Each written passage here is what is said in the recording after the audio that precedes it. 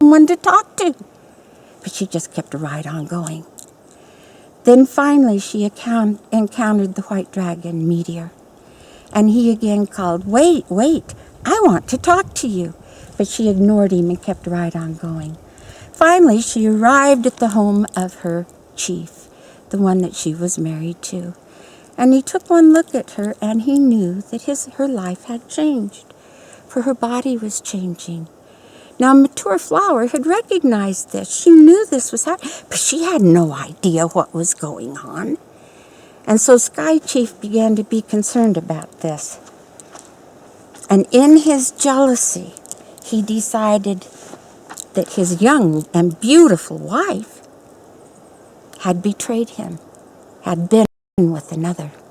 And this jealousy ate at him until he was just sick.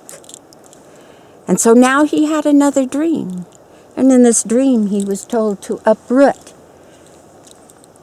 the tree of light that gave light to all of Skyworld.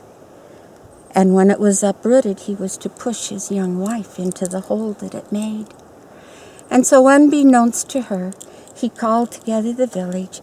They uprooted the tree, and then he asked her to come sit beside the hole. She sat there with her feet dangling into the hole. And in her basket, on her back, her burden basket, he had given her seeds and roots, different things that she would need for her journey.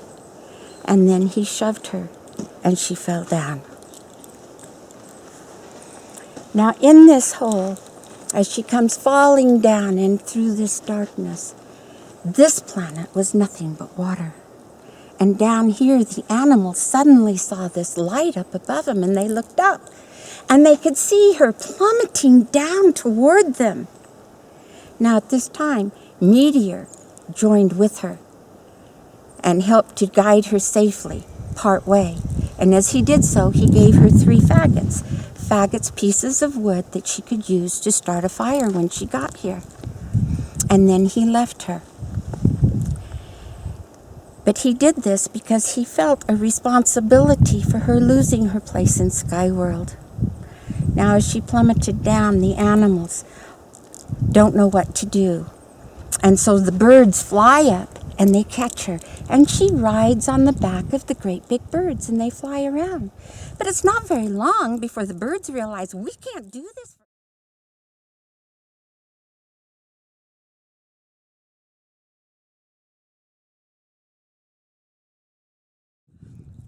The Sky Woman, this woman that fell from the sky, she's kind of heavy. And so they called a council of the animals, and the animals all came together. And they thought, what are we going to do? We can't have this woman fall into the water. She might drown. Then that would be a bad omen for everything on earth. So what are we going to do? And so the animals decided that what they would do is they would try to get some of the soil that fell from Skyworld, and they'd have to put it on something. Different animals were considered. And then finally it was decided that the great tortoise, Mother Turtle, could hold the woman on her back. And so one after one, the animals would swim down, trying to get some of this soil and bring it back up to put on the back of the turtle. And one after one, the animals' lifeless bodies would bob back up to the surface. Some of them never did come up. And so it began to look as though it was never going to happen. And the animals began to back away from this. Nah, I don't want to do this. I don't want to try this. Until finally Mother Muskrat said, I'll do it. So now Mother Muskrat, she begins to swim. And she swims. And she swims. And she swims. And she swims. And she's gone quite a long time. But finally she gets down to the bottom and she's able to scoop up some of the soil that fell from Skyworld. And so now she's making her way back up. But it is so far that now her lifeless body floats to the surface. All the other animals swim out to help her and notice that it's too late. But on her paws is some soil from Skyworld. So the animals take this and they put it on the back of the turtle. And it begins to grow and grow and grow until finally Sky Woman, our mature flower is now Sky Woman, is set down upon the turtle.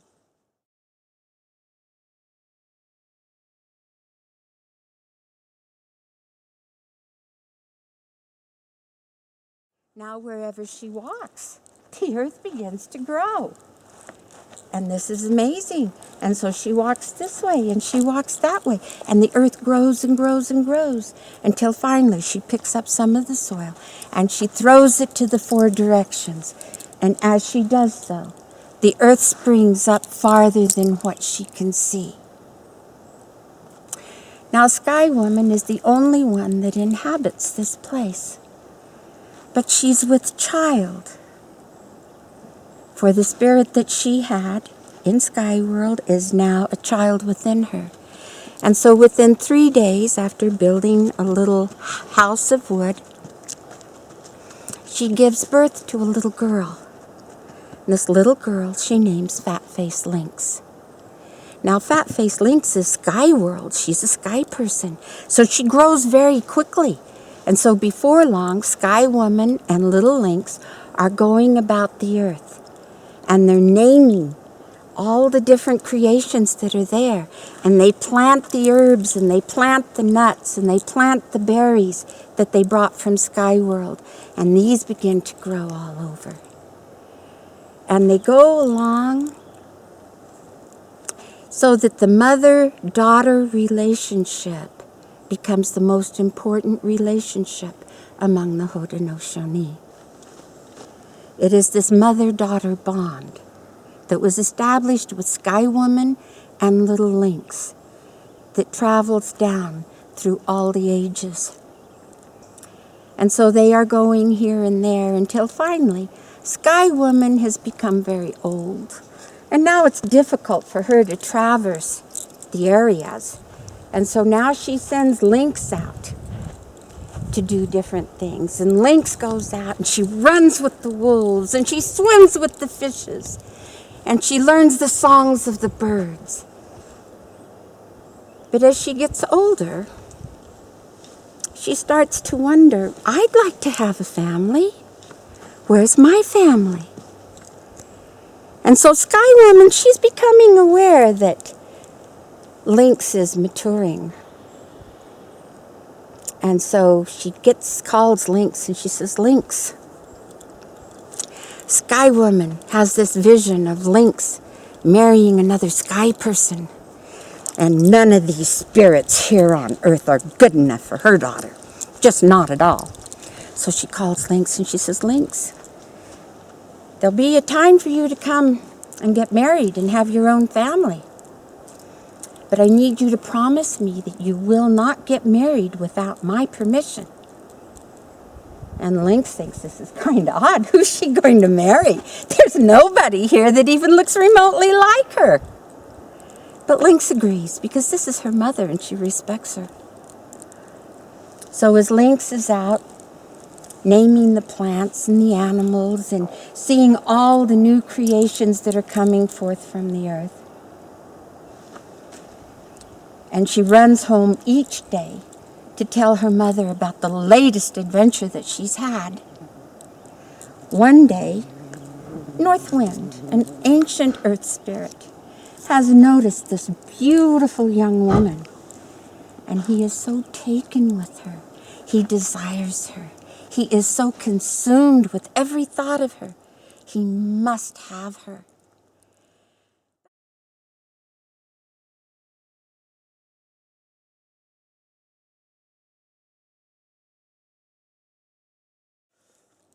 He's never seen anybody like her before.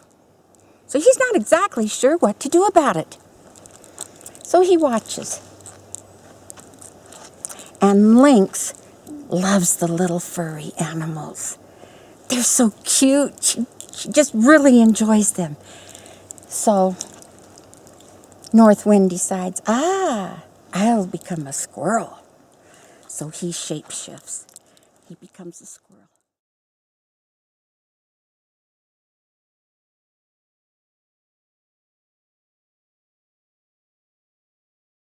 and he gets some nuts, puts them in his cheek. He goes over to Lynx, and he says, Lynx, will you marry me? And he lays the nuts at her feet.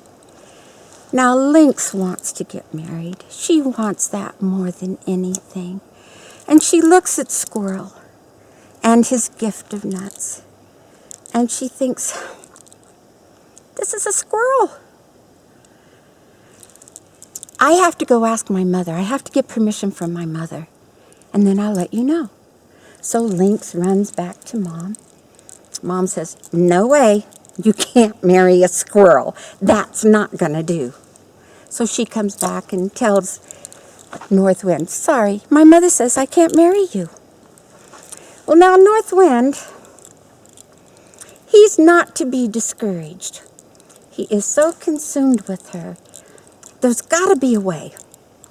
So he paces and he looks around.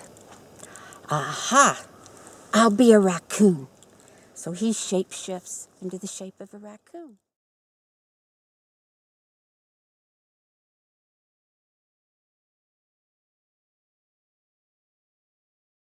Goes to the stream and he finds some pretty pebbles and washes them so they're shiny and they glisten. And he goes to Lynx, lays them at her feet and says, Lynx, will you marry me? Now Lynx looks at Raccoon with his mask, his fluffy tail, and thinks that he's awesome. But he's still a raccoon. And so now she goes to Mother and she says, Mother, Raccoon has asked me to marry him. Mother says, no way, you can't marry a raccoon. That won't do. So she comes back, informs North Wind that as a raccoon, she can't marry him. North Wind, wow, what am I going to do now? So he continues watching.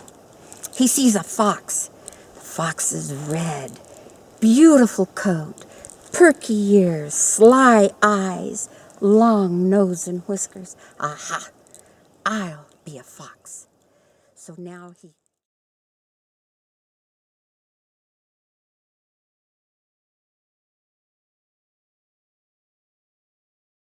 shapeshifts into the shape of a fox. And he goes to Lynx and he says, Lynx, will you marry me?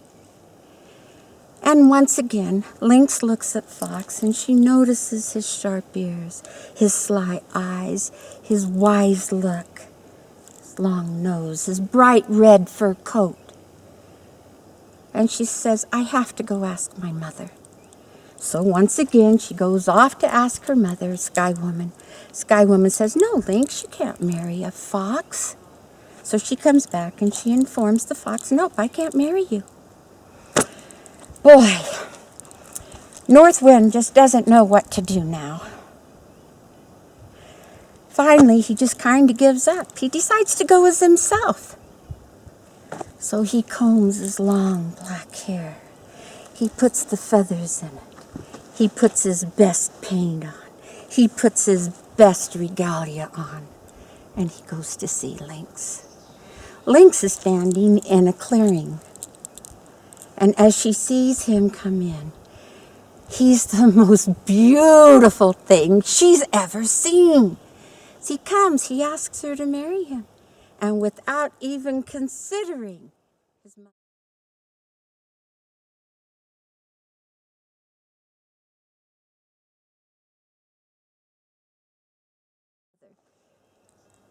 her and North Wind get together. It is 9 months later when they have 4 children, quadruplets. There are twin boys. These twin boys come down to us today as Sapling and Flint. But there were 2 girls. These girls were Blue Lynx and Sweet Blossom.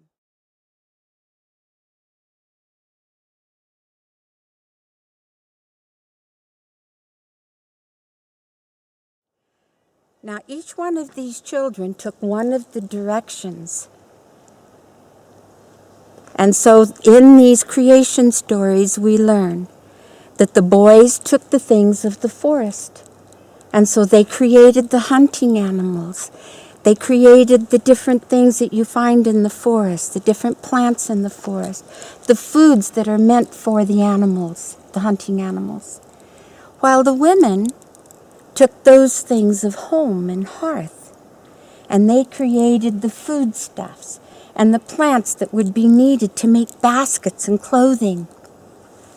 And they created the different methods to tan the hides and to make things for the home. So things were divided in gender responsibilities, not to make one lesser, but in an equality. For in the Native American way, taking care of our food is the most sacred obligation we can have. For this food is a gift of the mother. And it is here that women can excel, while the men take care of all those things that provide for the family. Now, when Lynx gave birth to these 4 children, 2 of them came in the usual way, but Flint had a hard ridge across his head, and he was always thinking, I want what I want, and I want it now. So instead of thinking what was best for everyone, he took a shortcut out the side of Lynx, and this killed her. And so they buried Lynx, and she became the spirit of Mother Earth. From her head sprang up the tobacco plant. From her chest sprang corn. From her belly came the squash and the pumpkin. From her fingers came the beans, and from her toes came potatoes. This was so that she could provide sustenance for the children that she had here upon the earth. Now, as these children continued to grow, the earth was completed. It came that day and night should be divided, and Sapling called to his mother's brother in Skyworld and asked him to come be the sun. And so in this way, half of the time would have sunlight and half of the time would be darkness. But for the 2 boys, who were both sky energies, they would divide this equally.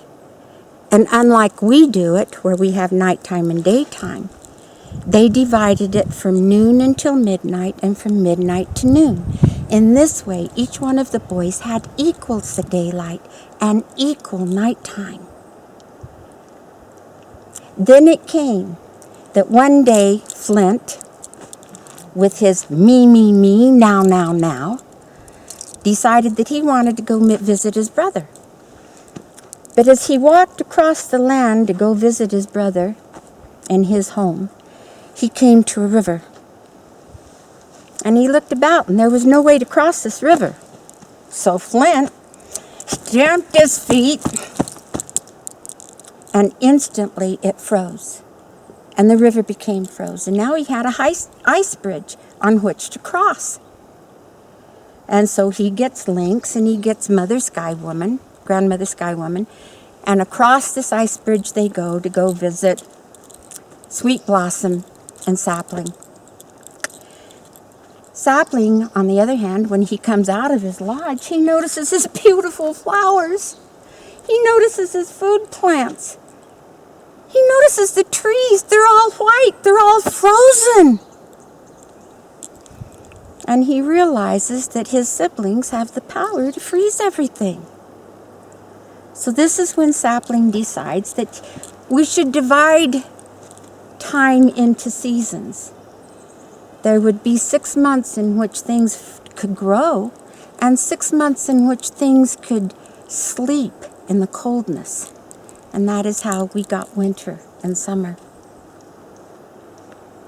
So now this is called the twinship principle. It's called a principle of balance, where light and dark is balanced, where male and female is balanced, where everything in creation is balanced. In our day, we've become out of balance. And so it's important for us to learn this twinship principle so that we can once again become balanced with our earth, with our solar system, with our universe, and right everything, bring everything back into the right perspective of energies.